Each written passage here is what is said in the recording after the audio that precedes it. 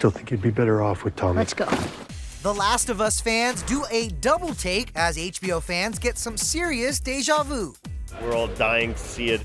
The series, adapted from the best-selling video game, is a ratings juggernaut for HBO. And when the audience is in the millions, you're bound to have some eagle-eyed fans, like the ones who spotted this moment in episode 6.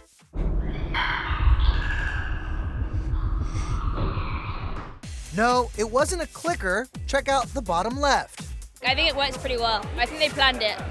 Actually, this looks pretty unplanned. Some crew members sticking out in post-apocalyptic Wyoming. This is the next level of really getting into something by an immersive experience of playing these characters. And so people's relationship to that experience is a deep one.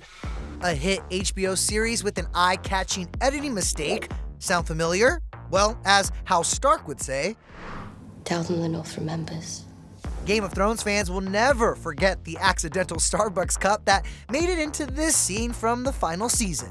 Do you watch Game of Thrones? I do not. I love Starbucks coffee, though. I think it was a pumpkin spice.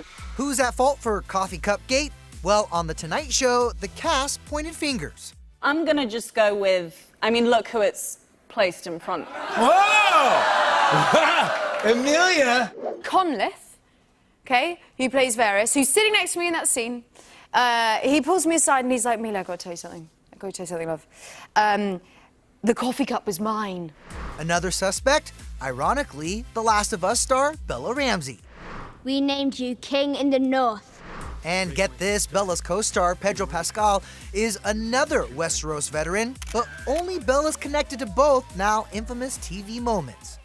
And this is a spoiler for a couple of episodes ago. This girl dies. This is a scene from the episode after she dies. So why am I holding this coffee cup? That's in a different scene. But that was like that was a thing. We talked about it a couple of times. I watched the show before I got the job, and I continued watching it after I got it. So I got to meet and fall in love with Lady Mormont in the way that everyone else did. Of course, on-screen oversights can't stop HBO's latest phenomenon. It's renewed for season 2, which is set to adapt the video game's 2020 sequel. It ends the way it ends.